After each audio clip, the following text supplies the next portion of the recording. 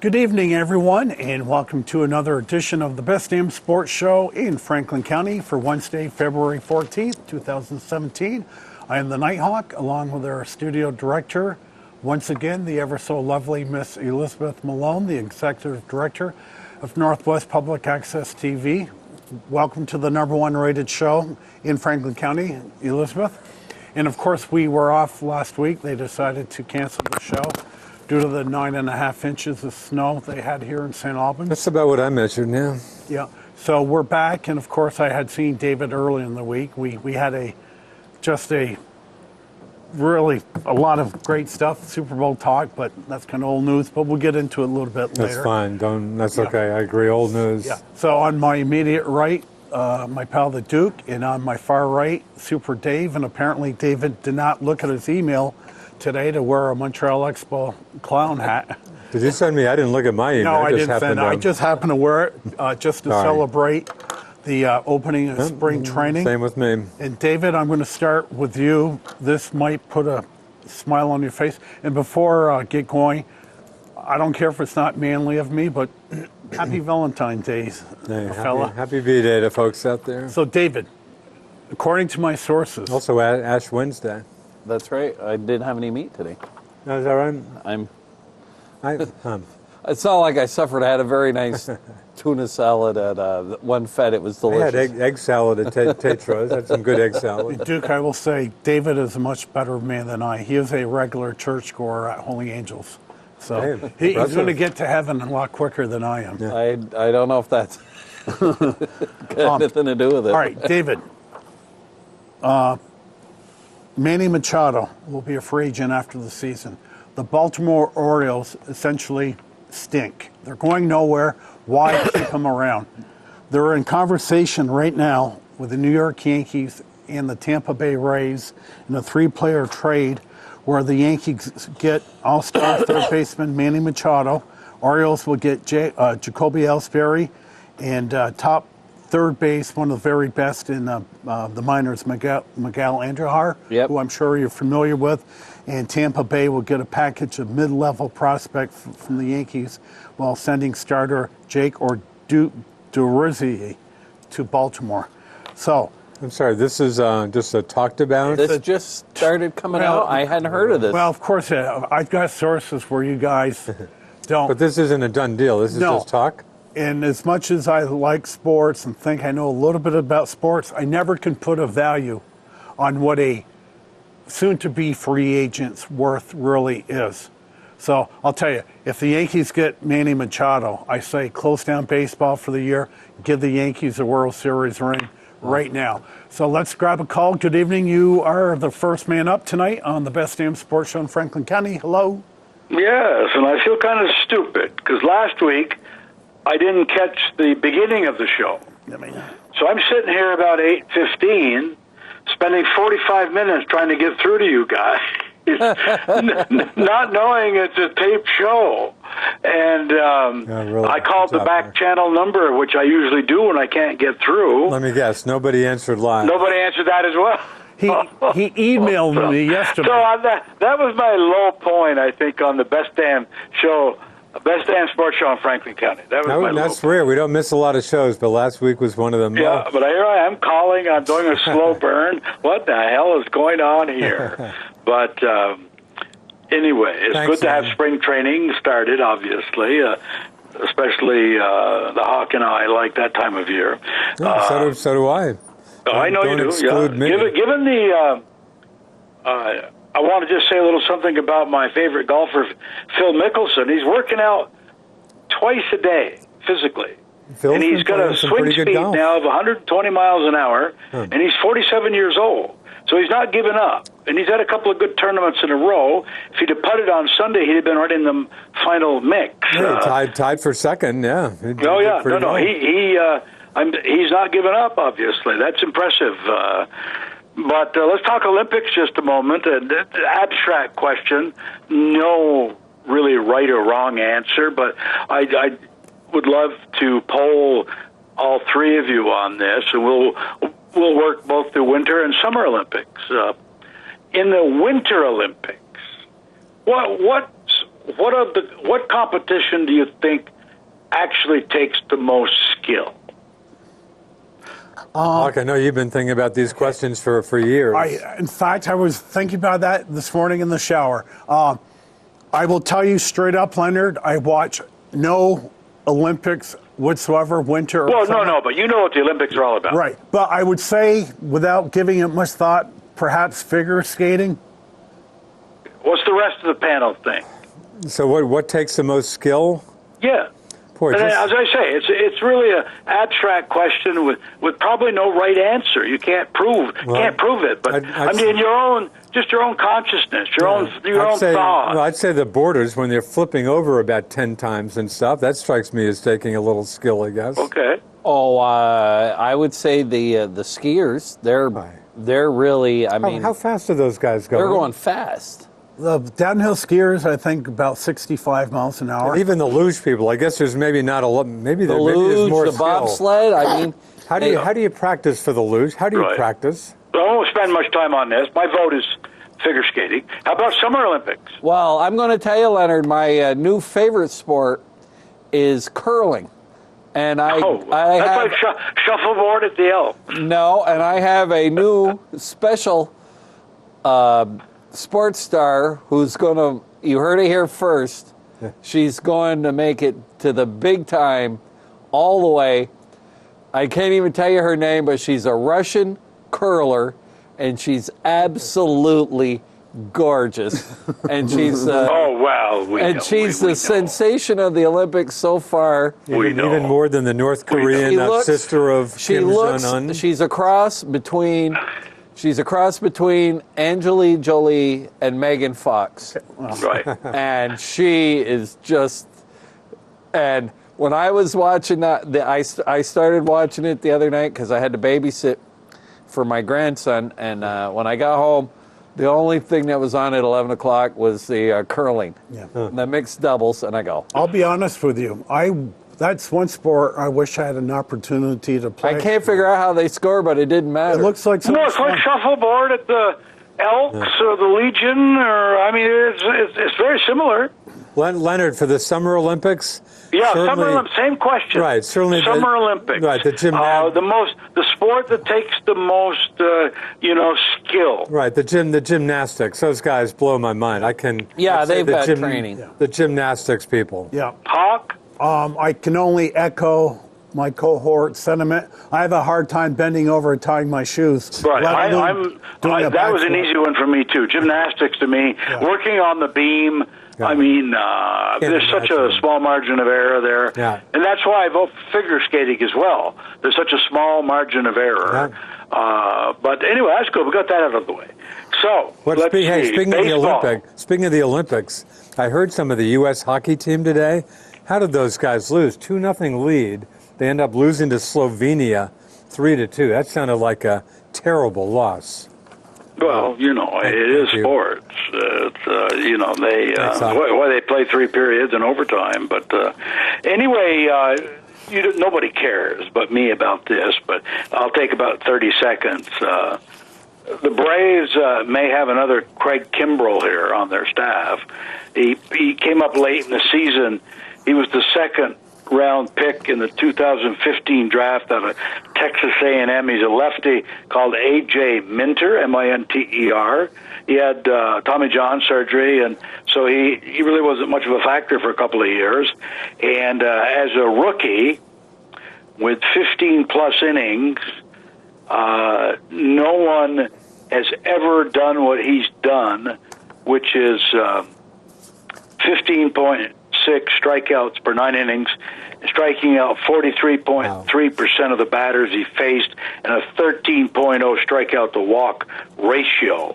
No rookie's ever done that with 15-plus innings in his rookie year. The only pitcher that beat him out last year, statistically, was the guy that I hope he succeeds well, is Craig Kimbrell.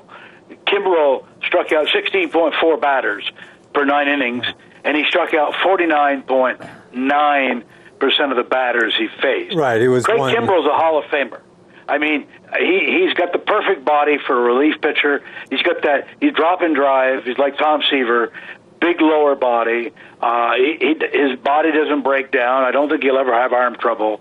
And to me, Craig Kimbrell is a sure Hall of Famer. He's been the best relief pitcher in baseball since 2011. Boy, sure Hall of Famer. That's probably a little more than I'd say. I do not give awards out to part-time employees. Relief pitcher Gossage made it. Right, and so didn't the guy just made it this year. Back in the days when they threw a lot more. And Rivera will make it next year. Right, but my argument is they throw 70 innings a year. They pitch most times meaningless ninth innings. Oh, come on, Hawk! If you got a 1-0, you got a 1-run lead in the ninth inning, and you got to close it down. That's pressure packed. Leonard, I can assure you, if a Craig Kimbrell or any other closer has 40 saves, I would say 25 of them would be more than a 1-run lead that they're trying to hold. But there's only a lot of good pitchers. A lot of good starting pitchers couldn't do that role. Okay, but let me also add this. Alex Cora, the new manager of the Red Sox, knows what a great pitcher Kimbrell is.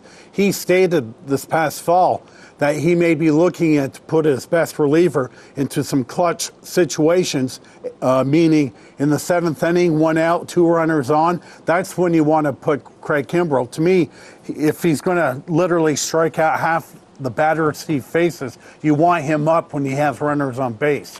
Well, how you handle relievers is very important. And as you know, a lot of relievers only like to pitch the ninth when the game is on the line. That's their psyche. But Leonard, that also used to be the money position when you were a free agent.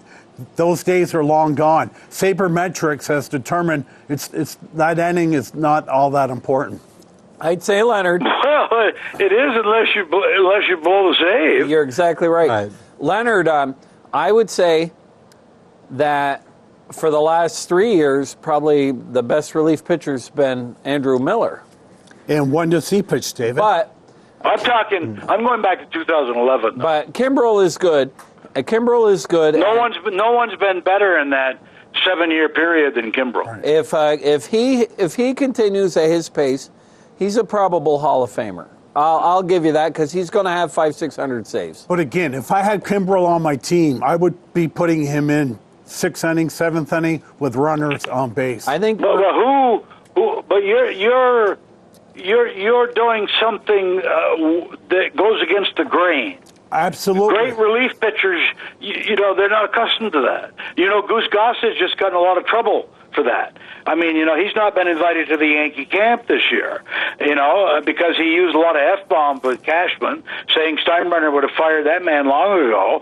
And then he went on to say he was better than Mariano Rivera, because Rivera was a one-inning pitcher. Gossage wasn't a one-inning many times pitcher, more than 1 inning, and he's in the Hall of Fame. Yeah. But is Goose Gossage. Right, but back in the day when the Goose was pitching and Bruce Sutter, a lot of times they would come in the 7th inning and finish out the ball game by pitching 2 1/3 innings. Right. Different era. Right, and they were the actual Rolaids firemen of the year. Mm-hmm. Yeah, no, different era. Yeah. I agree. But Rivera pitched many more than 3-out saves. Not a lot. Oh, in the postseason, a pile of them. Maybe in the postseason, but regular season, he was pretty much the 9th inning guy, wasn't he? I'm not a Yankee fan, so I don't. Yeah, he in the playoffs, they leaned on him hard, and he performed exceptionally well. Right. Well, Trevor Hoffman, he's the guy I was thinking of this year who they voted in to the Hall. Yeah. But I think we'd all agree, we're all baseball fans, that you can't go far, let alone the regular season, but the postseason, unless you have a lights out guy in the 9th inning. I think the 7th and 8th inning guy is just as important, and that's why Andrew Miller pitches when he pitches. No, only because we don't have starters that go that long anymore. Well, that's the point, and of course they've done all that cybermetric stuff, and they find that the third time through the order, the batting averages are a lot higher. You know, I like to, when I speak, not have an opinion and go by the facts. And the fact of the matter is, the most runs scored in the baseball game is the first inning, and the second most runs scored in an inning is the sixth inning. And that's when the starter gets in trouble, and that's when I like a flamethrower like a Kimbrel to get in there with 2 runners on and strike people out. But. And Leonard, I will go one step further. I said this to Duke and maybe David before. I am so radical that you have closers in baseball. I would start with openers, since nobody throws complete games anymore. I would put a guy that can get outs and pitch him in the first inning. Okay? Take the closer and pitch him in the first inning, you're saying?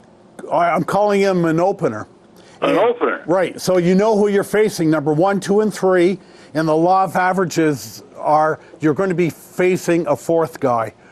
So when the starter comes in the second inning, he's pitching to batter number 5. Well, hey, think out of the box. Yeah. Nothing wrong with that.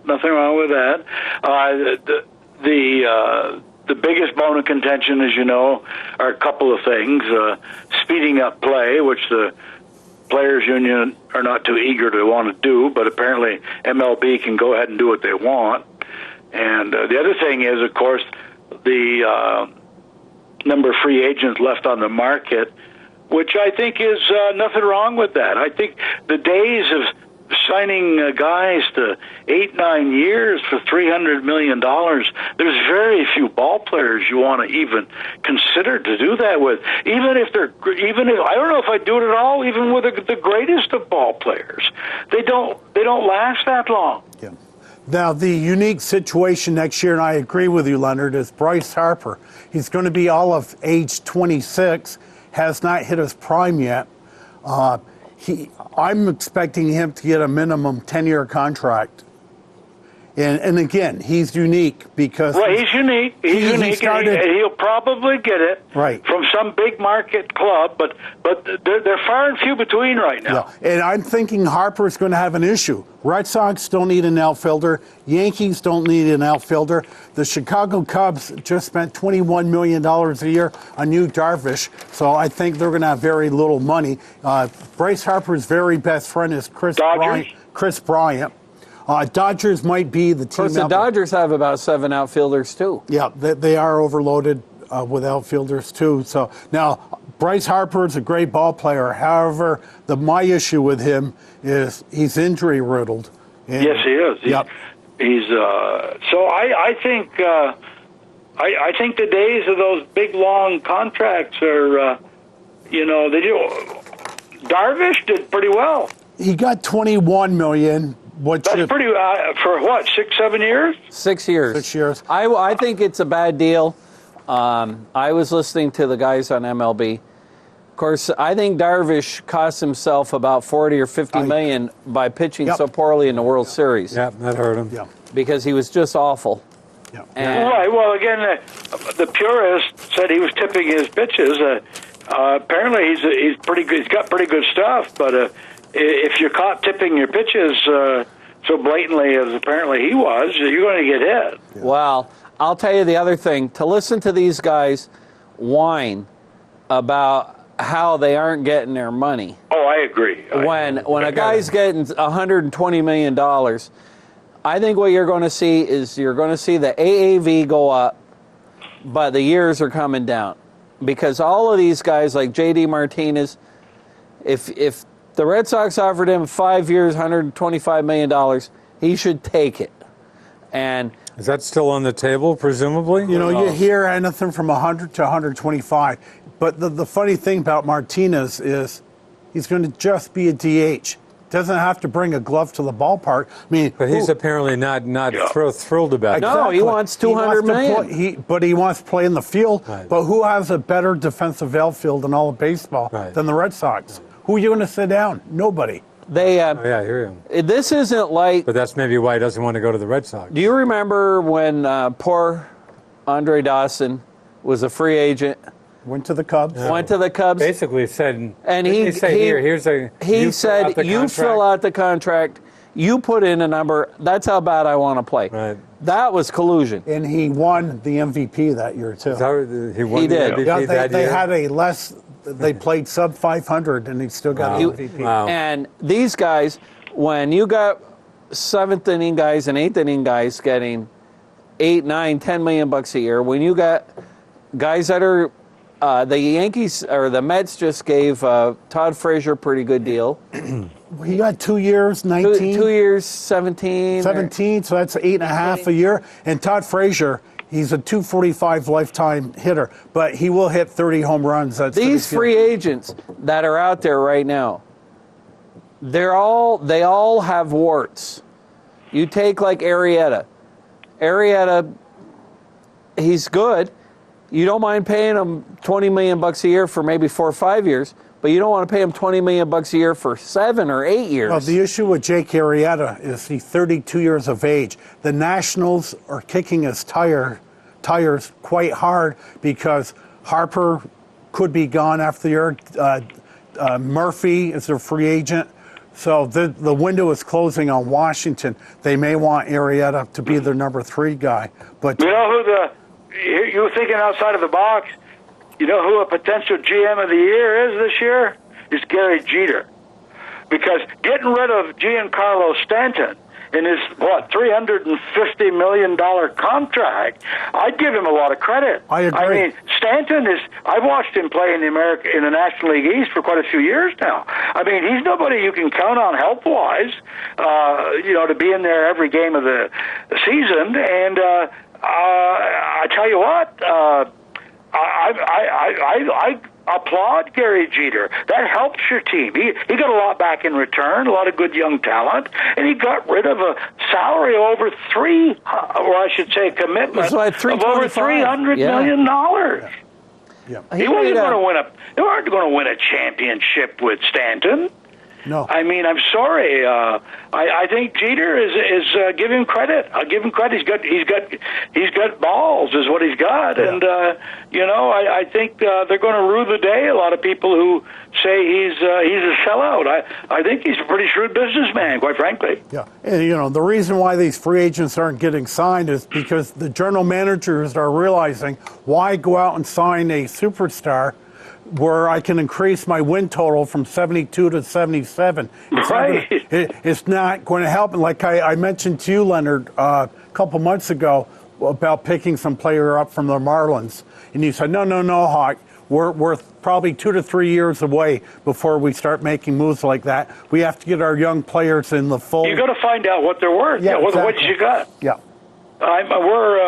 We're 2, 3 years away yet for really be at a point of reckoning where we know what we've got and we know what we can get rid of. And the Braves, within the next 6 years, will be a contending team. Yeah. There's no doubt in my mind. Yeah. They got the best minor league system. And my last thought here before I leave is football giants.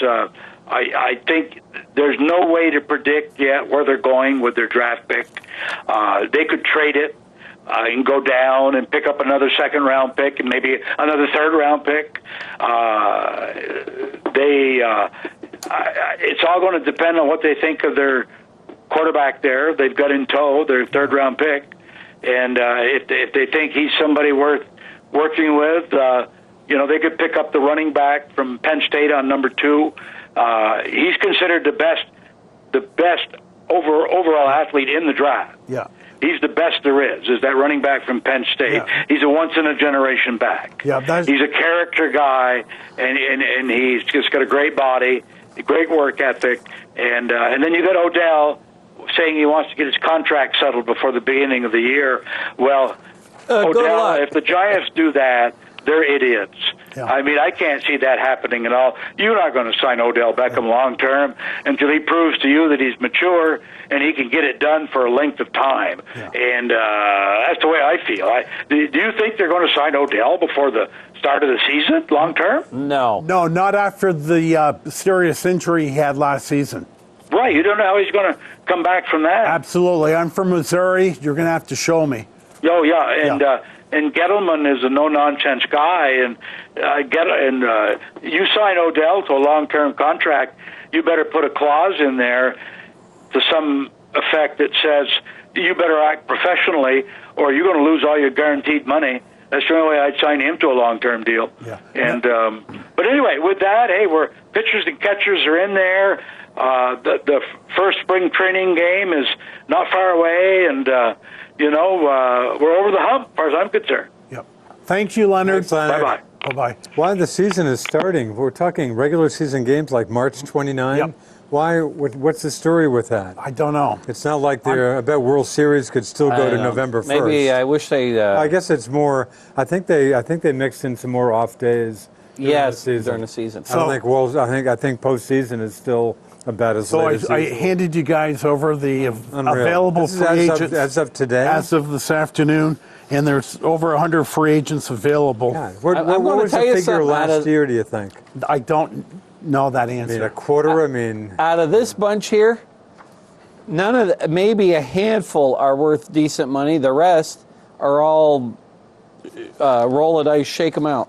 but I mean, you're not telling me all these folks will be signed, are you? No, in the of next course You think not. Ichiro some of Suzuki these at guys will not 44 be years old playing is going to get baseball. signed? Yeah, but David, a Koji guy- Orihara at 40. You think Ichiro's going to get a $10 million contract? I heard he may go back to Japan this That year. would make But a sense. guy like an Alex Cobb, who's not a household name, but a decent pitcher Yeah. from the Rays, I wouldn't mind having on my staff. Why aren't take- the Red Sox going Nunez, who was so good for them? Are they? I don't He's even. talking to a couple other teams. The only guys I could see that are halfway decent, Greg Holland, and he should get maybe a 2-3 year deal.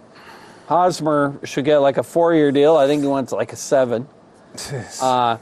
Here's one. Here's a guy who's just a coach killer. Ubaldo Jimenez. Yeah. Lackey is 39 years old. You aren't going to give him any money. Yeah.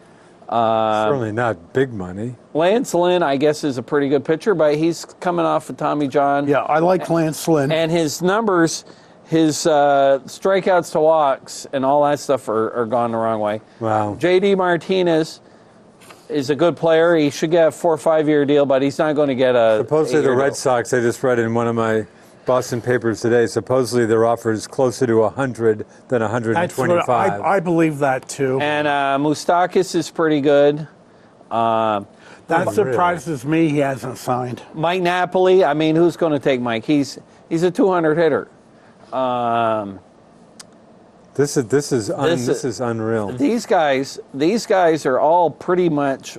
You're just as well to replace them with a good AAA guy. Yeah. Yeah. So again, you're telling me, I mean, a bunch of these guys will be out of baseball Oh, yeah, absolutely.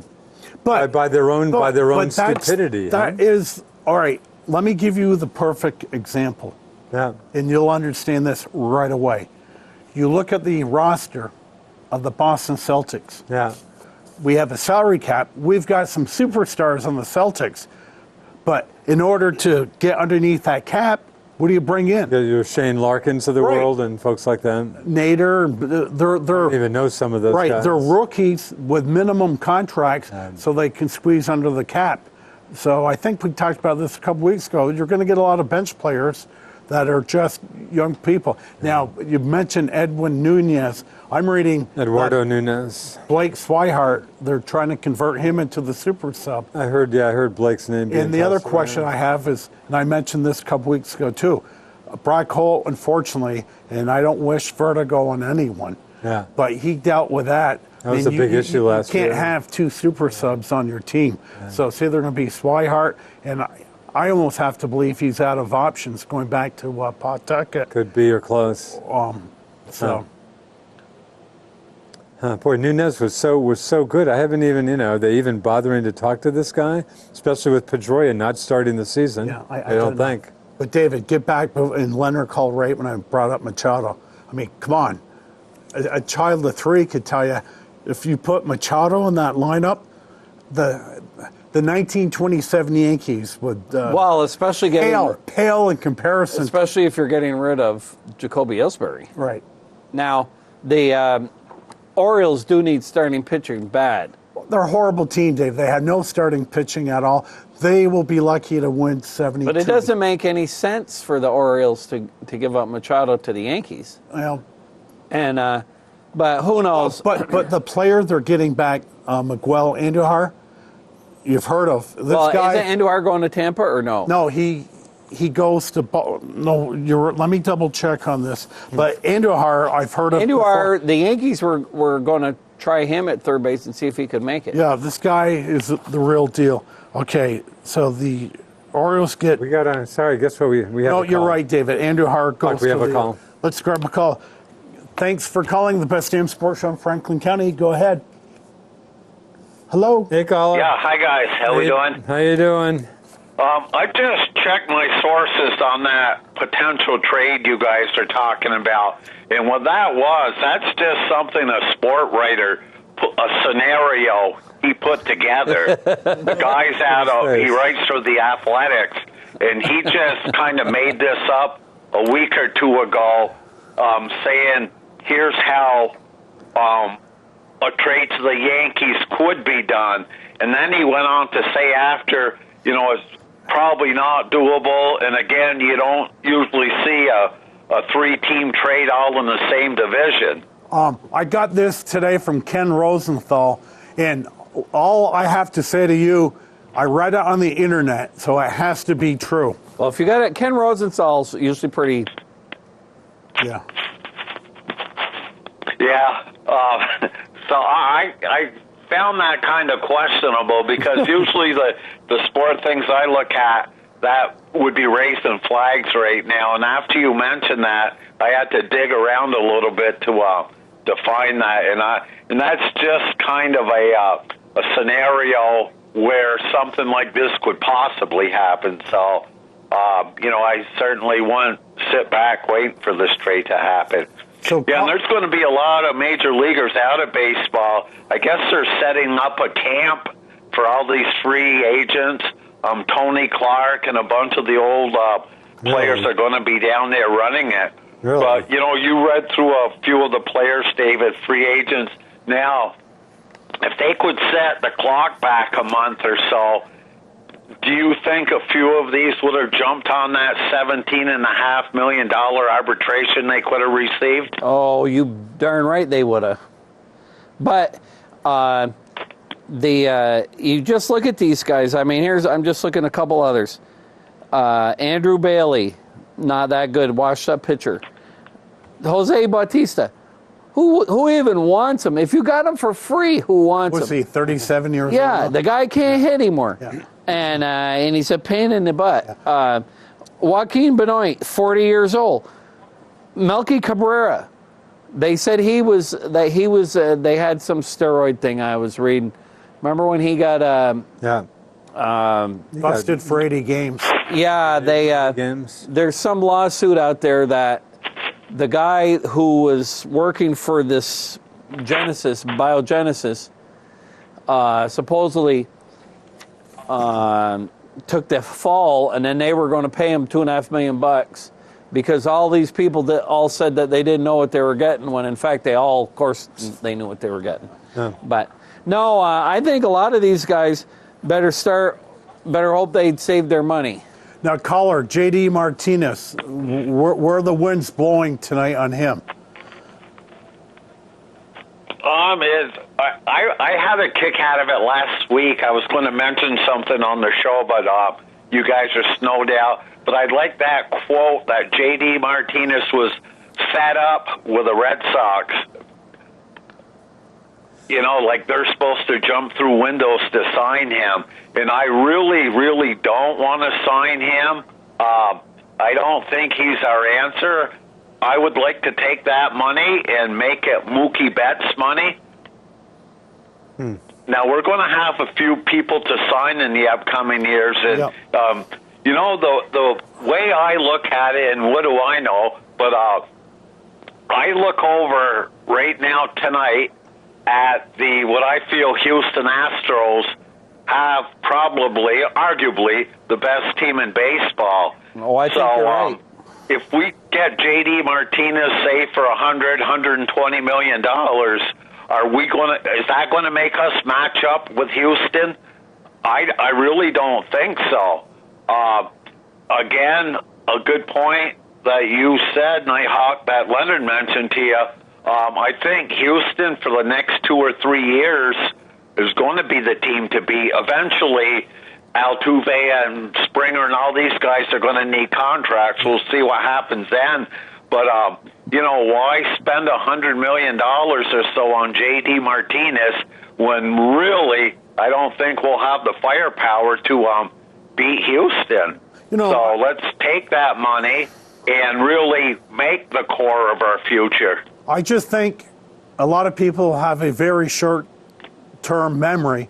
The Red Sox won 93 games with a very ineffective David Price, who's come to camp. It looks like he's got a great attitude. I'll give you a media-friendly David Price. Stephen Wright will be healthy. The Red Sox have good depth in the starting lineup. Yeah, and the other thing, too, as much as everybody likes Mookie, he had a good year, but it wasn't a Mookie Betts year. No, he didn't have a great year. Bogarts had a down year. A lot of the Red Sox kind of slid a little bit last year. And that's they just come back to normal. That's Steeler Dave's hope, obviously, especially if he doesn't get a Martinez and gets a lot of grief from the Red Sox public. Yeah. And the thing about the Red Sox, they did lack power last year, but the bottom line is they were the 6th leading run-scoring team last year. I don't get hung up. Bobby, I don't get so hung up on that. I don't have an issue with the Red Sox. No, I'm ready to go with the team we have. I really, really am. If they just play the way they did the year before hitting, I think we'll be fine. And David Price, when he came back last year late in the season, they held him to, mopping up, the 8th and 9th inning, and he looked better than he had in years.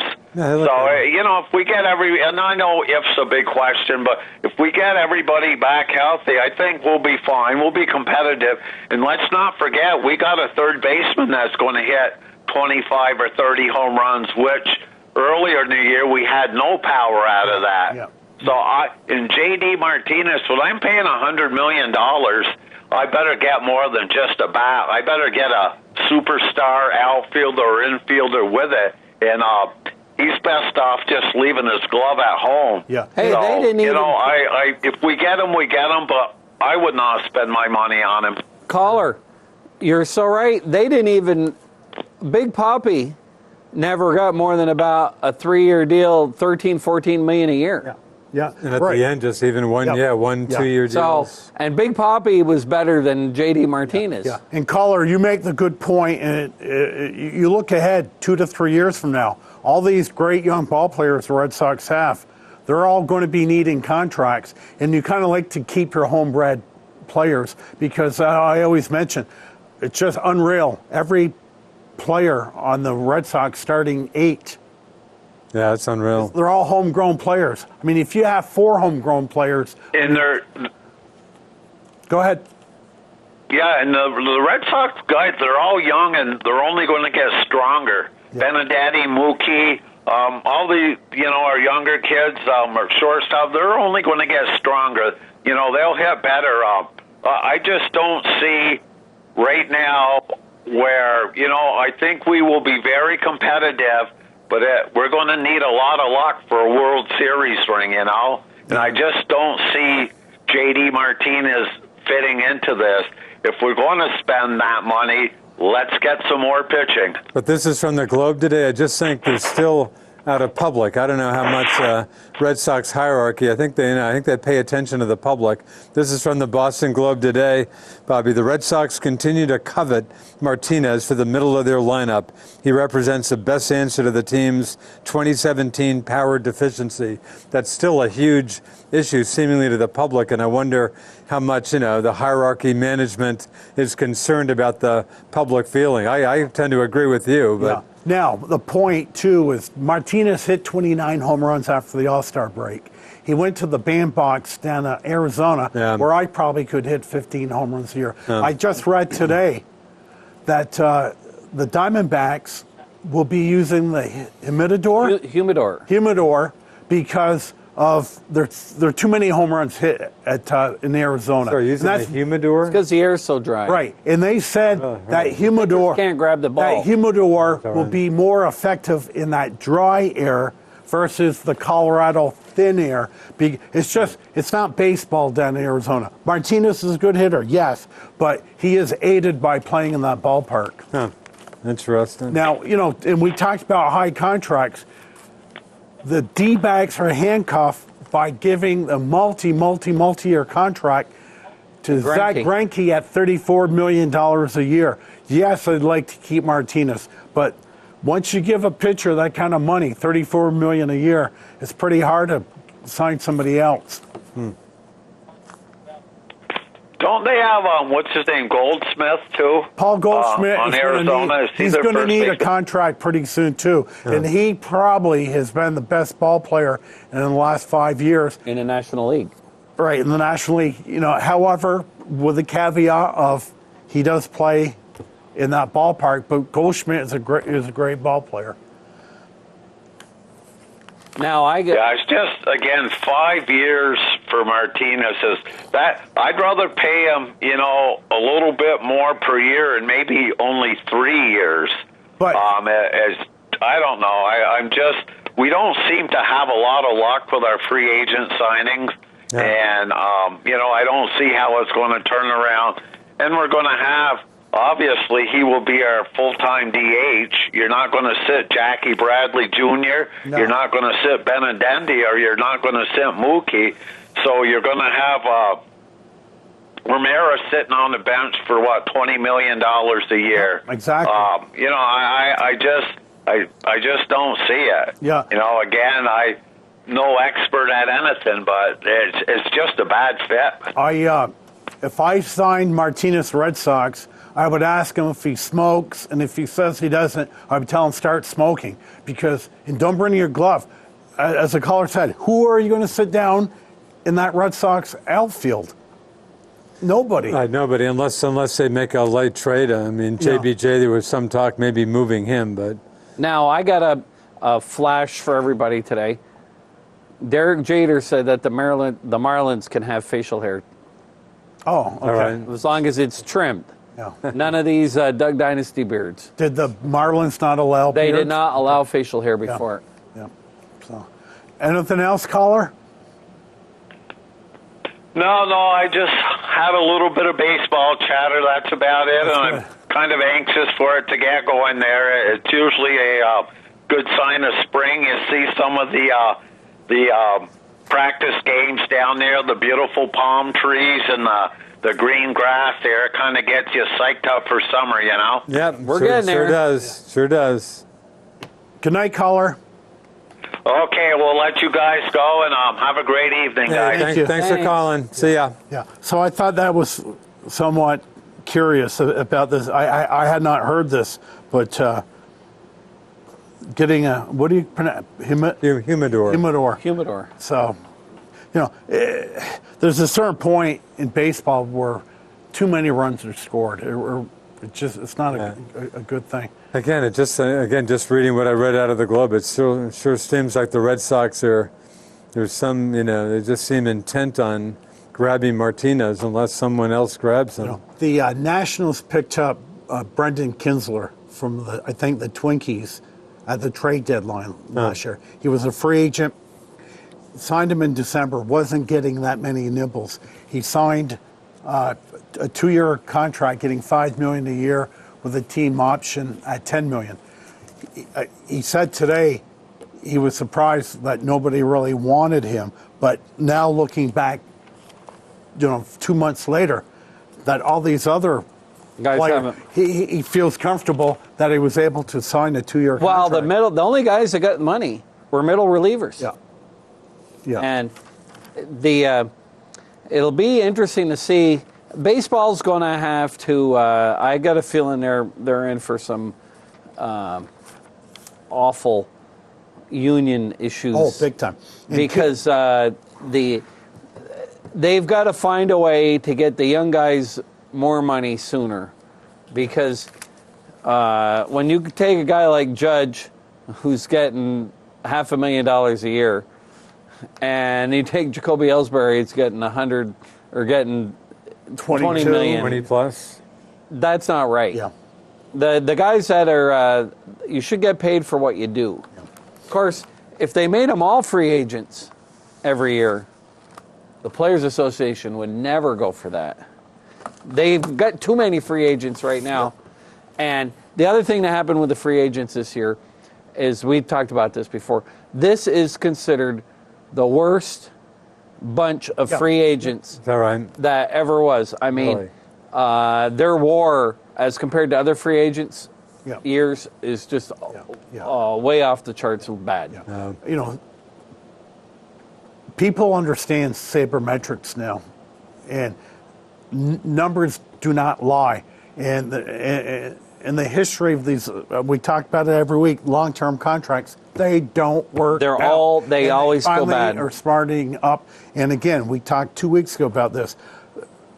I said there are about 12 teams in real serious contention this year. If you're not going to win, like the Atlanta Braves, why go out and pick up good ball players? Atlanta may win 75 games this year.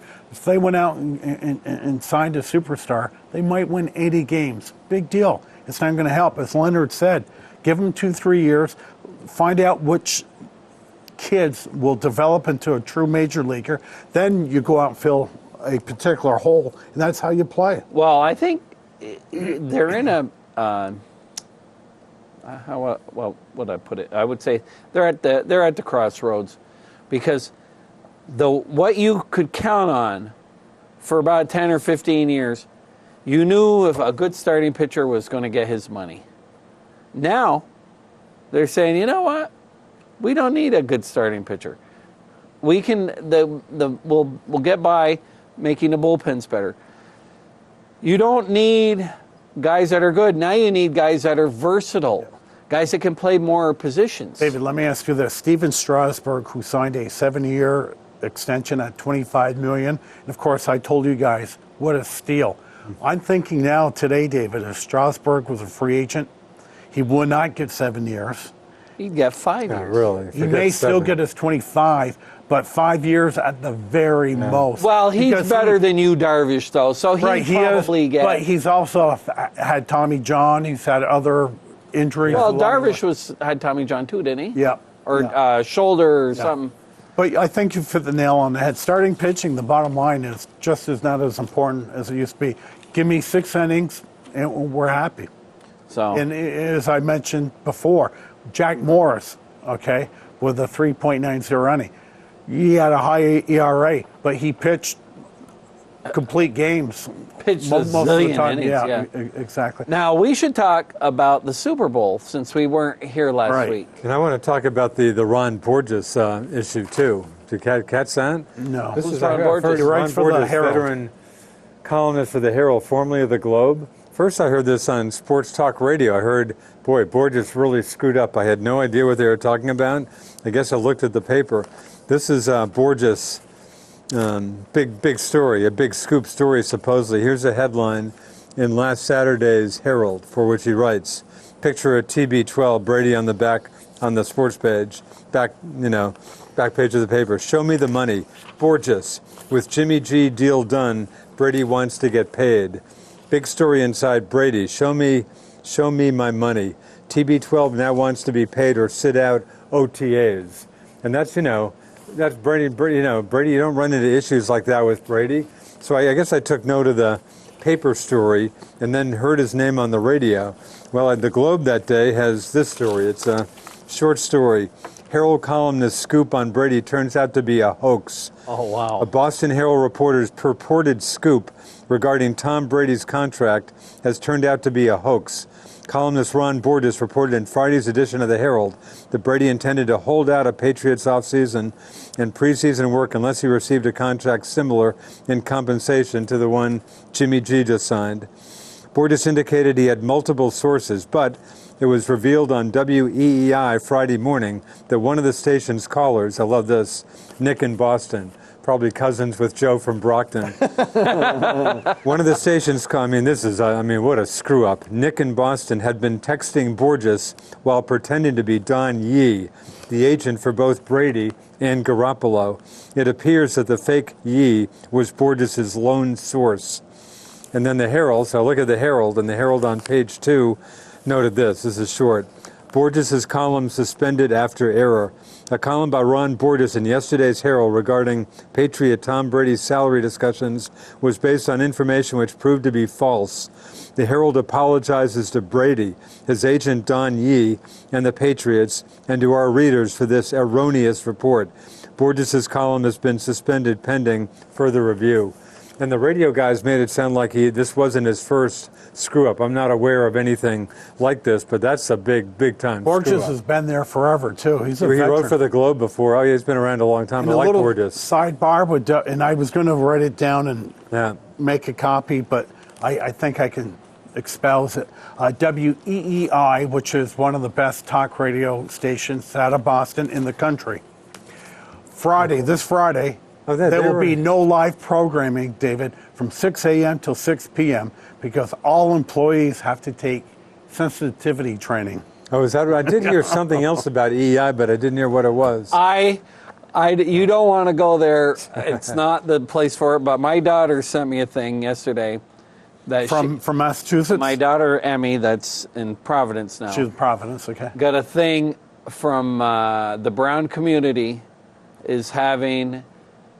so it's a march, a torchlight march? No, it's better than that. Yeah. They want to have meetings because they want to get Chelsea Handler to come to Brown, and they want to see what they can do to help stop the war, the illegal war mongering that's going on, and the war between the Saudis and the U.S. against the Yemenis, and some other they want to see if they can stop the wars before it happens.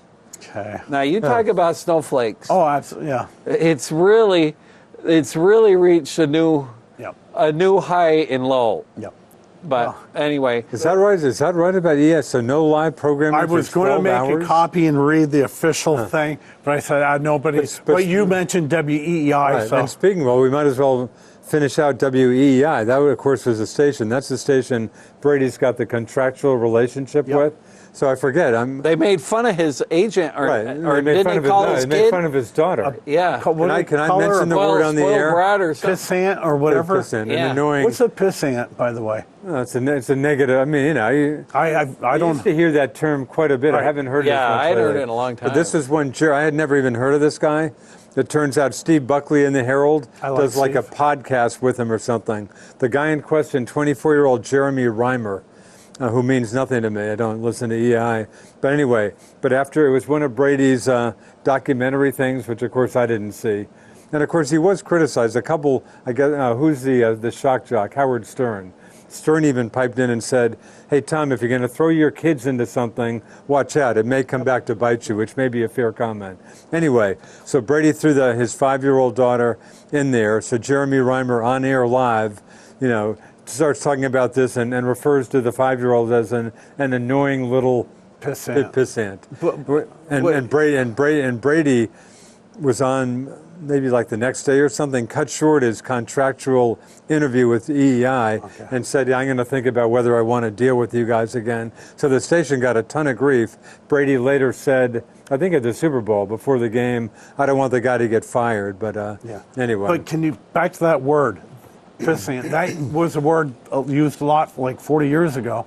I still don't know what the... exactly what it means. I suspect it's not any. It's obviously a pejorative, negative term, but I don't know. I haven't heard that word in years. I guess just this business with the Herald reminds me of that writer. Of course, it was a little worse. There was a black writer in the Washington Post who wrote.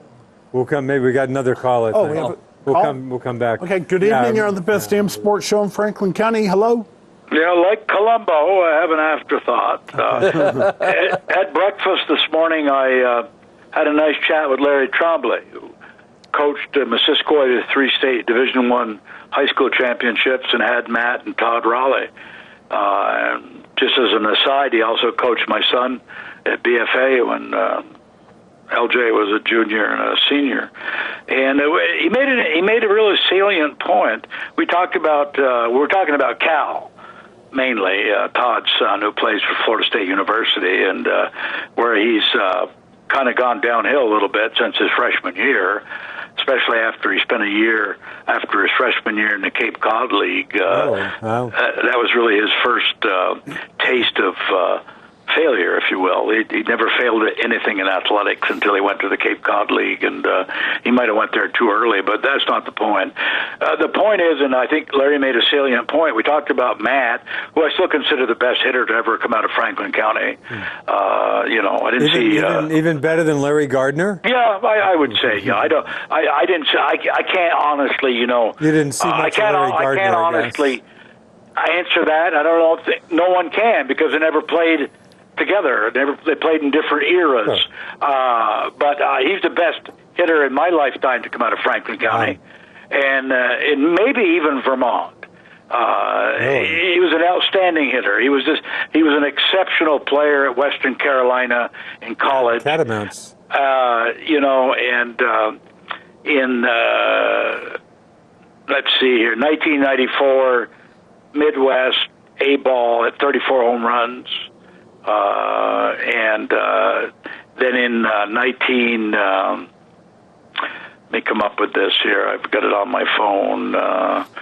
1997, Double-A Binghamton or Batavia, I forget who the Mets farm club was, and hit 37 home runs. But he, low average, propensity to strike out. But Larry probably made a very salient point. In today's day and age, he probably would have made the majors. Really? Because the strikeout, who cares about strikeouts? It's not that big a deal today. Yes. Really? The strikeout is considered by some of these sabermetrics people to be a better result than hitting a ground ball maybe and hitting into a double play. So I just thought I'd throw that out there. I mean, he had trouble with the curveball at the pro level, even though he hit over 30 home runs in 2 different seasons in A and Double-A. But today, guys who strike out a lot and hit over 30 home runs, they get a look at. Leonard, especially catchers. Cannot agree with Mr. Tomley. Matt wasn't a catcher. He was a third baseman. Oh, I You're thinking of Todd, his brother. Oh, okay. Yep. Todd was the catcher. Yep. I saw Todd at Winter Haven with the Red Sox. Todd would have made it. I don't think there's any doubt Todd would have made it because he was a catcher had he not injured himself. He came up with an arm injury, and that ended his career. But Todd, as a catcher, had a quicker route to the majors than his brother Matt. Todd was not the hitter Matt was, but Todd was a very great catcher who could hit. And hit for power. Leonard, he probably would have made it had he not gotten hurt. I think he was in the Red Sox system, maybe. Leonard, I just mentioned, I visited Todd in Winter Haven back in the days when I would go down for spring training. I visited Todd in Winter Haven, and in fact, it might have been the same night when I almost threw something through my motel room wall in Winter Haven. That was the famous Duke-Kentucky basketball game when Christian Laettner hit arguably the most famous shot, that play. But yeah, I saw Todd in Winter Haven. I think I interviewed Todd right here about 10 years ago with the late Paul Legacy. Because I think he has a business called RBI, Raleigh Batting Instruction. It's actually the Raleigh Baseball Institute. That's it, thank you. Really? So I interviewed him, and with Paul, we did an hour show, and it was a great interview. And one of the things I touched upon was he was a lower draft pick, and I said, it must kill you knowing that you're a much better player than like a number 1 and 2 pick, but they have to play him because they were picked in that position, and the general managers really can't be shown up. And he said that was the case, that the high picks were always getting the favoritism. But Leonard, you think without an injury he might have made it to the bigs then? Todd, I think, had a great chance to make it to the major leagues. Catcher, good way to as a catcher because he had the right position and he had a great skill set. He could hit, he could field, had a good arm. Just goes to show you. He hurt his arm and blew his arm out, if I remember right. And then his career was done almost quickly. Matt spent 9-10 years in the minor leagues, really? And had a lot of success with the long ball. Basically a 200 hitter, had trouble with the curveball at the pro level. In college, in Division I at Western Carolina, you couldn't get him out. Wow. As they couldn't get him out in Vermont. Now, Leonard, John Raleigh was a pretty good ball player, too. Well, John Raleigh obviously was the older brother. He came about, he was probably 8 years older, 9 years older than his younger brothers, Todd and Matt. And, he had a complete game, no-hitter, to win a Division I championship at Missisquoi in high school. Wow. Perfect game. And then he went to a college in Florida, I don't know, University, North Florida, South Florida, Central Florida. I'm not sure. It's been a long time. And that's where he lost velocity. And I remember, interviewing the coach of that college team when I was at the Messenger, and I wrote an article saying that John had, deteriorated and with his abilities, and John's father, who I was acquainted with and good friends, he took me to task for that article. I'll always remember that. Yeah. And it turned out John's issue was he had Hodgkin's disease. Oh, wow. That's what caused his downfall. I mean, and he died a year later of Hodgkin's disease, and that's what caused him to, lose his proficiency at the college level. That he didn't match his high school numbers. But had he stayed healthy, potential major leaguer, good stuff. But mentally, these guys, mentally, all three of these guys had tremendous makeup. I mean, that they go right through a wall for you.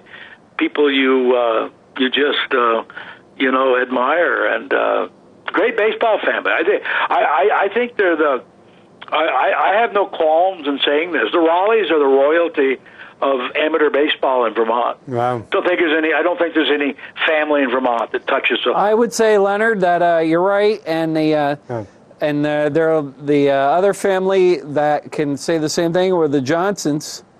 In basketball. Yeah. Cochrans and skiing, I agree. I guess. Can't argue that. Can't argue that. I mean, what do you got, 3 1,000-pointers there in high school? Yeah. And 1 2,000-pointer. Wow. Right, 1 2,000-pointer and 2 1,000-pointers, I think. Yeah, and I saw Matt was just elected to the Vermont Sports Hall of Fame last week. Yeah, locally here we've had some great athletes, and and you can't really compare Larry Gardner to Matt Raleigh. It's impossible. I mean, the dead ball era. I mean, I think if Matt Raleigh would have been alive when Larry Gardner was, my opinion is I think probably he would have been in the major leagues. But there's no way to know that, obviously. Leonard, one of your other favorite athletes, just was 1 second away from the indoor mile record. Oh yeah, the Purrier girl from Montgomery. Yep. That's phenomenal. She is really something else. That is, for track it, for cross country. I mean, there's nobody in Vermont, I don't think, that even comes close to her. There's not very many people that in the whole country come close to her. I mean, the indoor mile. What was she, first this year in the NCAA? Yes. And she's second, maybe overall, time-wise. Do you know how fast 4 minutes and 25 seconds is for an indoor mile? Oh, I know. That is really cooking with gas. A farm girl from Montgomery Center, Vermont. Just go up Route 242, take your first left, and there's the Purrier farm. I mean, incredible. I wish I'd have been, in the writing sports and talking about it when she was around. I know Josh Kaufman's done a great job of following her, and no, you're right. You're right. You got royalty there as well. You got royalty right here in Franklin County. You got royalty in basketball in Vermont, baseball, and in cross country. She may top them all. She's really in terms good. of what she's accomplished. It's too bad it's not a team sport, but she's as good at her sport as John LeClaire was. Yeah, I agree. Yep. That I'm glad you mentioned that, because that is extraordinary.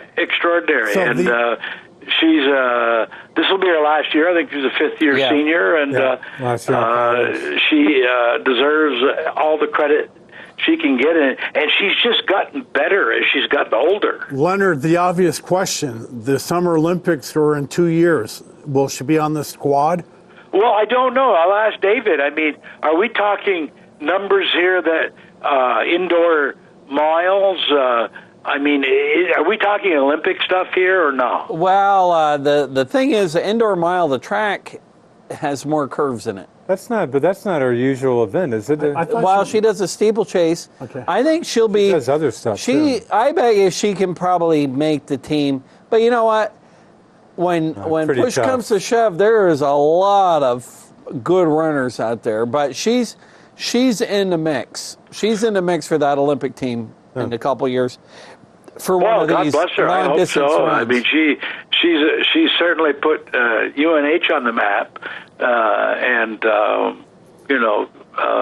But I just had to mention that running into Larry Trombley at breakfast this morning, and the fact about how Matt, in today's day and age, with the sabermetrics they used, they may not have paid as much attention to his strikeouts as his home runs, and he might have gotten the look at the big show.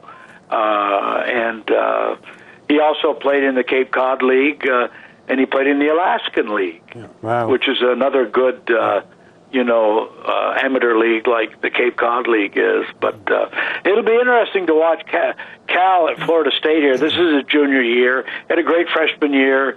Went to Cape Cod right after his freshman year and struggled mightily. Couldn't catch up to the fastball in the top end of the strike zone 90-95, and news travels like wildfire, in baseball. And he had a better than average year last year as a sophomore at Florida State. He's good defensively, and he hit well, but not nearly as well as he did his freshman year. So it's a big year for Cal Raleigh at Florida State. In his freshman year, he was being thought of as a first, second round pick, and before he went to Cape Cod. And so he's going to have to make up a lot of ground, I think, to be considered a high round draft pick in MLB baseball. It's going to take a pretty good effort by him his junior and senior years at Florida State to get back to the thaw that was given him by pro scouts after his freshman year at Florida State before he went to the Cape Cod League. But anyway, Leonard. Whatever. We'll see how it goes. And I think he certainly can play pro baseball, minor league wise. He's that good, no question about it. If that's the route he wants to go, he certainly can play minor league baseball and play it for a long time. Whether he's good enough to be a pro baseball player, well, we'll see. He's going to really have to, I think, step it up a little bit here his last 2 years at Florida State. So, but anyway, so we're going to go back here and watch an Al Pacino movie. I've been into him all week. Big Al Pacino fan. Still can't even believe why he's only got one Academy Award, and that's Scent of a Woman. Yeah. I mean, he certainly deserves an Academy Award, Godfather 2, and quite a few other movies, quite frankly. I don't know why they've short-sighted him so much, because he's one of the best actors of my generation. I don't know if you guys agree with that or not. But, he's pretty good. I think it's a lot like Paul Newman. Paul Newman was nominated 7 times, and he only got 1. I just watched him the other night in a movie. I think it was called The Verdict. Yeah, he was great in that movie. He should have got the Academy Award for that movie. 1982. I just watched that the other night. I love courtroom drama, and you can't find a lot of it in movies. I mean, the first one was To Kill a Mockingbird. Yeah.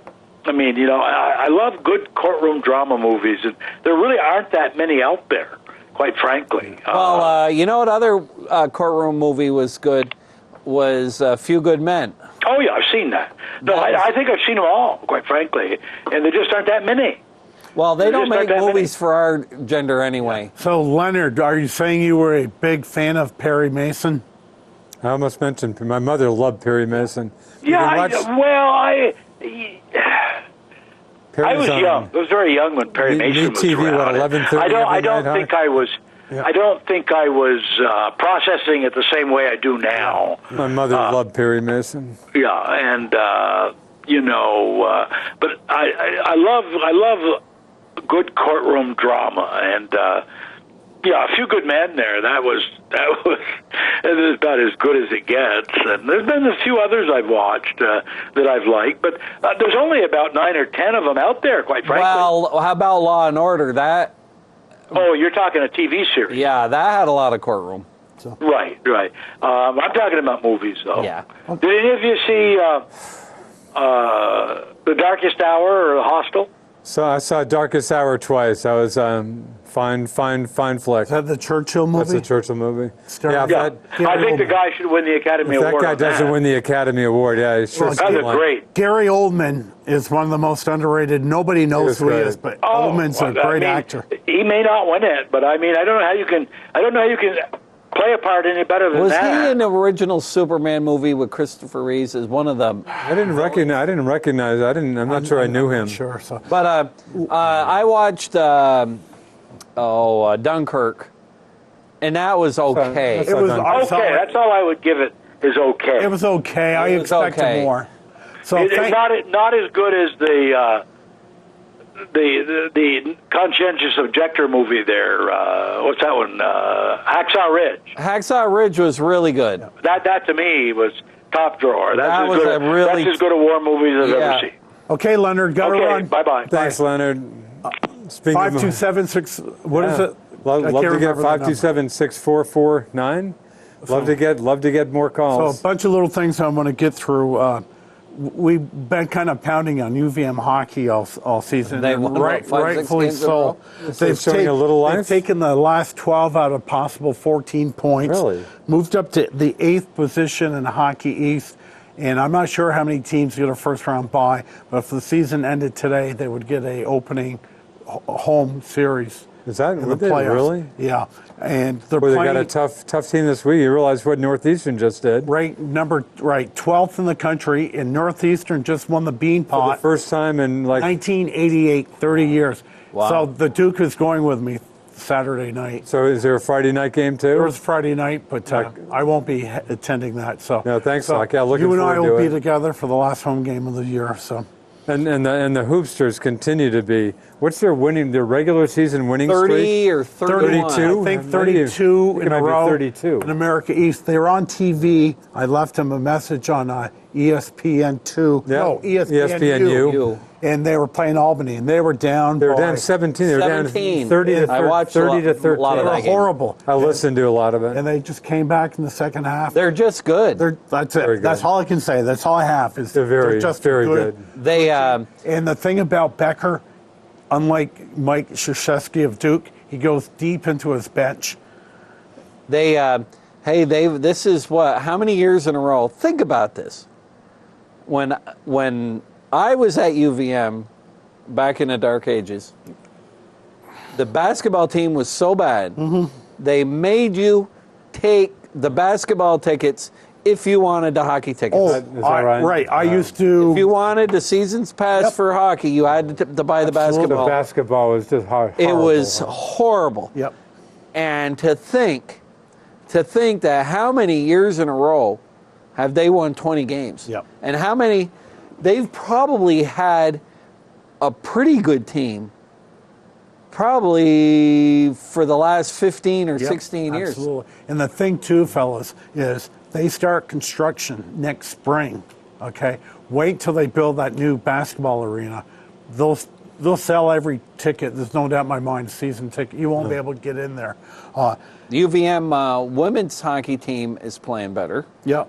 I noticed that. Women's basketball team, I think, won 2 in a row, but then lost to UMass Lowell, who hadn't won a conference game. Not doing great. Favorite ex-UVM women's hockey player had an alumni game really? last week before the Pack the Gut. Is that right? Yeah. All-time greatest goaltender for the women's. I think so. No. Not even arguable. She was. She may great. be the all-time greatest goalie in the Highgate Men's League. No, Is she funny. good up in the men's league? Well, she doesn't play anymore. She's.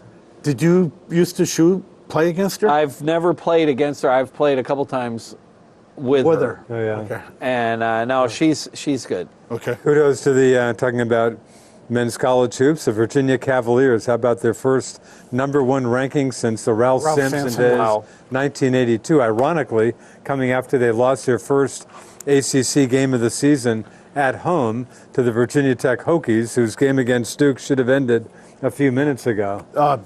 Dukies dropped out of the top 10. They're in 12th. Now, watch out for North Carolina. North Carolina is getting their act together. Hawk, Duke, that's a team you should like because it's a veteran team. I have a question for you. Roy Williams rarely does a one and done. As great as a coach as Krzyzewski is, and as great as the players they recruit, how bad are the guys on the bench where Krzyzewski rarely goes? So he plays very little. For the record, against Georgia Tech Sunday night, a game I watched, Bagley was out for whatever reason. I guess a minor injury. Actually, he played a fair amount of the bench. So I think I read today he's out for the next game. For the next game being tonight. It's just finished against Virginia Tech. But I'm talking to my friend Roy. No, it's an issue. He needs to go deeper in his bench. Yeah. And I guess my question to you is, does he not recruit good secondary players, or is it just his coaching He has so many style? recruits. I mean, he does have some, he's got some decent kind of second-tier players, but no, that's an issue we've had with him forever. And Grayson Allen, it doesn't appear to me he's done anything to raise his stock. Yeah, I'm not sure. What do you think? Maybe a late first-round pick, or at best? At best, it'd be late 20s for him. I mean, he's had a decent. The team, actually, my friend Roy, who pays 100-fold more attention to the Dukies than I do, he's not happy. I've emailed him after a couple of their losses. He just thinks it's a very untogether. He's very disappointed with the team. And you beat me up about one and dones every week. It's, I hear you. It just seems like it. I guess it's your heart. When you're at that level, it's hard not to go after the best player you can get. But it does seem like, getting like a second-tier players that might hang around for a few years. But he does try to mix in some of those guys. But that's why you never fall in love with a player. Like I said, here it is, February 14th. To be honest, I don't know the player. Duke. I mean, it's Duke's all I care about. But I don't know. I don't know this team intimately at all. So my next topic here, we mentioned spring training. Spring's on its way. To me, Daytona 500. I know nothing about auto racing. Don't watch it. Me neither. But I'm thinking, don't David, look to me for anything. that the heyday of NASCAR was about 20 years ago. NASCAR is fading. I think bad. Yeah, I think it's because even laymen, guys like me, would know a little bit. I have no interest in it. I don't. What's going on? Well, I think it all started when Dale Sr. got killed. When was that? About 2000? 2000? In fact, I was down on my. That's when I bagged my full-time jobs and went down to the Outer Banks for half a winter. The Virginia, my local paper on the Outer Banks was the Virginian Pilot out of Norfolk. Had the president, had the world, had a plague killed half the world, it would not have gotten the attention that Dale's death got in that paper. It was unbelievable. I heard he was in a serious car accident, and I saw it. I went, on the TV to watch. I said, "That's not that big of a deal." Minutes later, the announcement came out, and he was dead. So really, that was kind of the Neck beginning. injury, David? What happened, and ever since then, they've been focusing a lot more on the safety, is he went from going 170 miles an hour to zero in about a tenth of a second, and he basically snapped his neck off. And he never wore, not only did he not, the guys today all wear what's called a head and neck device. Did he even have a seatbelt on? He didn't even have a full face helmet. Really? He had an old, after that, what's happened is NASCAR, of course, has spent a lot of money on changing the cars. And they've got this car now, which is a lot safer. But the problem is, the racing isn't much fun to watch because once the guy's in front, that's it. That right? Really hard. You don't see any of these hard charges from 10 years ago or 15 years ago where a guy could be 20th and then he gets a new set of tires and he can go through and it's all just a lot tamer for the racing. It's like watching cars drive on the interstate. Really? You used to watch it though, because I know when you first came on the show, I used to ask you questions, and you were pretty much up on the top. I didn't watch. I may watch the Daytona 500 a little bit. The only racing that's really got anything going on at all is the 4 Formula? The Indy cars, I'll tell you what, those guys pass. All right. Those guys pass. The Formula One I don't want. Now, Formula Danica One. Patrick goes out with Daytona. No, she was Aaron going out with Rodgers. Ricky Stenhouse Jr. Right, but now she's going out with Aaron Rodgers. Oh, is that right? But isn't pretty serious. Oh, is that right? I think this is her Isn't last she done? She's Daytona done race. with NASCAR. She's just about done. After Daytona, she's done. Or this Oh, year? really? Going out with Aaron Yeah. Rodgers? I don't know if she's even running this year. I think the only race she's going to do, I think she's she just might do about the over. Indy 500 or something. Very attractive lady. She's cute, Yeah.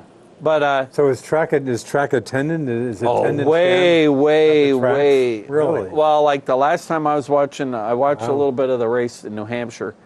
At Loudon? And when I used to go, And you've been there, right? and I've been there probably half a dozen times, Huh. the stands would be absolutely jam-packed full. Huh. Now, they're mostly empty. And so what they do is they do just like what Oakland does. Just chop. Yeah, With they their- put tarp over. They put a sheet of vinyl on it and then put a little bit of advertising over it. Because I know they took a race away from Loudon, right? They did. Didn't They used gave to it have to two.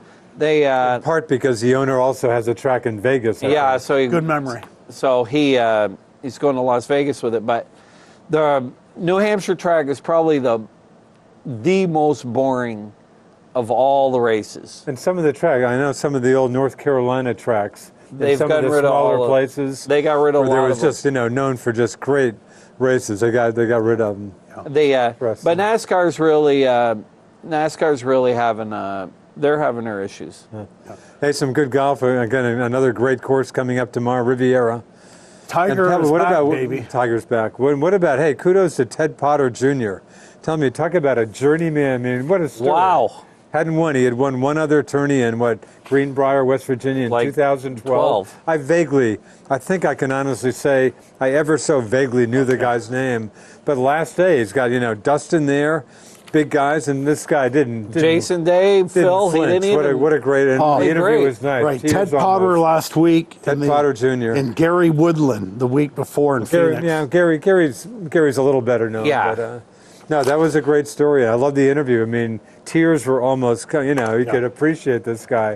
Where did this win come from? And I got to admit, I'm drinking the Kool-Aid. I'm very busy with work right now. So, but with Tiger back, it's like a car wreck. I'm going to DVR it and watch them. And it's a great field. I think just about it's almost a TPC field. Just about everybody's there. This is a nice golf course. Oh, it's Riviera. Yeah, you'll wreck the trees. I love the trees there. Now, there was a bad accident today or last night. So is that on the Bill water? Haas got hurt. Oh, is that right? And somebody else got killed. Somebody was killed. As in, oh, really? They were near they were out there. They're out there, and the person that got killed, I think, had a Ferrari, and Bill Haas was in his car, and it was a bad accident. And he's not good.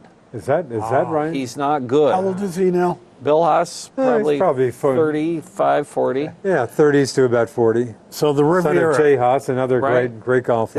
is this golf course on water? No, it's No. right outside L.A. You'll see. okay. You'll see the Hollywood sign up It's got there. a lot of Ton elevation. of history.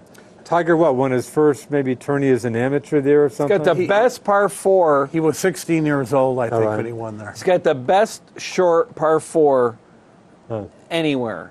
I can't remember what hole it is. It's like 289 yards. Really? You guys And are these guys can't ever seem to get on you it. guys are really good. I can Both of you picture about the, remembering golf the courses. trees on this course are just so distinctive, and the 18th is kind of It going goes up the hill up around the hill trees and, and, stuff. But it's a 2-tier green. It's just a great course. I So love let the me course. ask you guys this, both of you. Do you watch a tournament more when Tiger's partaking in it? I mean, I would say no. I mean, I'll watch a tournament more. Just what I'm talking. If I like the course, like Pebble Beach, how can you not pay some attention to Pebble Beach and Riviera? I love the course, but no. I mean, I guess I'd honestly say Tiger maybe adds a little bit. Tiger doesn't add much. I'd be watching it anyway. Well, for But me, Tiger doesn't detract from it. Will he make the cut? Of course, is to me the big question. I don't think for me it makes any difference because I watch more golf now than I ever used to. I even watch sometimes. Why? Because I just like it, and I love hate golf everything on else. TV. Okay. There's a lot of the other sports. I mean, I didn't watch much football. Because I didn't. I haven't watched much hockey, though. I did watch last night. We went to Gonzo's and played. I played Pebble Beach. Oh, really? On a simulator. Down in Burlington? Down in Burlington. And so we had to, my buddy Duffer is a big Bruins fan. So he had the Bruins game on, and they played Calgary. That Johnny Hockey, he's a hockey player. And got a goal against the Bees last night. But I'm going to tell you something. Those guys, even from both teams, just as a general, the Bruins have some really good hockey players. They can really skate. David got a great mix of youth and great veterans like Patrice. It's almost like you're professional. You really segued into my next segment. Bees are playing out of their minds. Okay. Right now, they're 1 point behind Tampa, but Tampa's got 2 games at hand. So the difference is season ended tonight. The Bees play Toronto. You don't want to play Toronto. Why is that right? Because Toronto's having a very good year, right? Toronto, you're right. You don't want to play Toronto. They'd be playing and Toronto's Toronto? up 2-1 during the regular season. If in one you surpass the Lightning, Lightning's a great team. They have a great Russian goaltender. It's Mr. Stamkos too, right? Stamkos on that team. But if you were able to displace Tampa for first overall, you'd end up playing Carolina, which is a much easier opponent. But I'm telling you right now, I'm watching Comcast Sports, or I guess I call it NBC Sports, and the idiot on there, who's a... Not Felger. It wasn't Felger, but who... Haggerty, their hockey guy? They're talking about the Bruins are peaking too early. When I'm going to myself... What are they supposed to do? Well, that's my... Right. I'm lying in bed saying... What are they supposed to do? The coach tell them just play 500 until you get to March, then turn on. The Bruins are playing out of their mind. They're playing a stretch that rarely any team has ever played before. Right. And I love, you know how much I love Mr. Julien, but boy, the move last year, that sure looks like Now, what about the Canadians? David. They're just absolutely atrocious. No, I will tell you what I tell every client. We're talking just a dull team. But as when you went to my house the other day, I took down my Canadians flag 2-3 weeks ago. You told me you were going to do the Celtic flag. All right. But I will tell you what I told you before. There is nothing wrong with a 14th place Canadians. I watch every game. I'm recording a game. They're out in Colorado tonight at 9:30. They simply don't have talent. They are exactly where they should be. Have they been injury riddled? Not really. Shea Weber's missed a lot of the season with a foot injury. Aside from that, what's Carey Price? Is he about a 2.95 goals against? He looks less than ordinary. Hey, speaking of Shea Weber, you just made me think. I heard this on TSN 690 today. I just heard PK Subban. The reference was, boy, they're looking to move PK Subban. You know anything? That I have not heard. Just heard I didn't hear the context. We played Nashville the other night. Right. Yeah. Didn't hear that. And lastly, we had 2 minutes left. Boston Celtics. I have grave concerns. So do I. We've played under 500 since the trip to London back in January 10th. The Cleveland Cavs are back, baby. They got rid of 6. They had addition by subtraction. Right, and they got 4 good young players. Including another Dookie, Rodney Hood. That are actually playing a little bit of defense. Watch out for Cleveland. And the Toronto Raptors that have depth, the second unit, they supplanted, good word, the Celtics out of first place now. Celtics are a game behind the Raptors. So the Celtics, any quick thoughts? I have not a great as good thought. a team as we thought? We need a shooter. Yeah. Where can we get a shooter? And Kyrie doesn't qualify as a shooter? We need one additional. Where can we... Gordon Hayward. No. If we get Gordon Hayward, and I'm still predicting looking deep into the camera. By the way, I have to admit, I'm looking camera.